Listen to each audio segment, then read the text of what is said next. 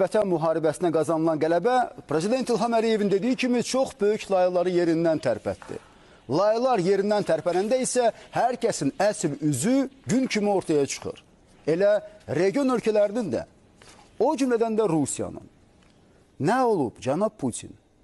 Azərbaycanın regionda güclü bir dövlətə çevrilməyi, son 200 ildə ilk dəfə olaraq torpaq verməyib, öz gücü ilə torpaq alıb, suverenliyini və ərazi bütövlüyünü bərpa etməyi, milli maraqlarını daim qoruması, prinsipial siyasət ortaya qoyması, Prezident İlham Əliyevin qlobal arenada liderliyinin qəbulu və ən müxtəlif beynəlxalq kürsülərdən Azərbaycanın gücünün və prinsipiallığının etirafı sizi beləmi narahat edir?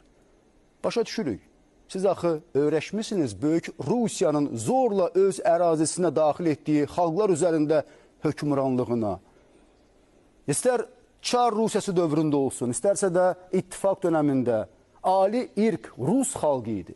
Azərbaycanlılar, Özbəklər, Qazaxlar, Qırğızlar, Türkmənlər və digər millətlərin nümayəndələri isə hər zaman ikinci dərəcəli xalq kimi qəbul olunub. Və bugün hər iki imperiya tarixin zibilliyinə atılsa da düşüncə dəyişməyib, əninə davam edir.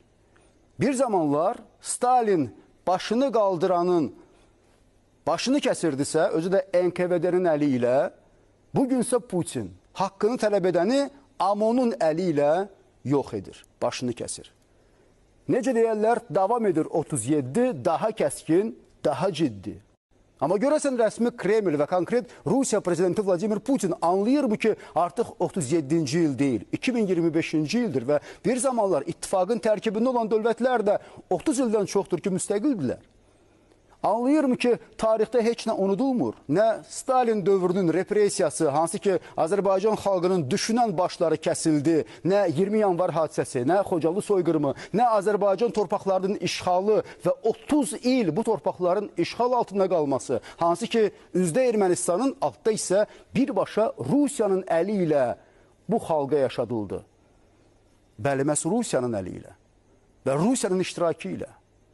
30 illik dönəmdə öz əsəri olan Qarabağ probleminin həllinə imkan verməyən və bu illər ərzində də Azərbaycanın məhz Qarabağ damarını basmaqla bizə min bir əziyyət verən, əsəblərimizlə, milli qürurumuzla oynayan Rusiya Qarabağ problemi həll olununca gücünü ölkəsində yaşayan Azərbaycanlılara göstərir.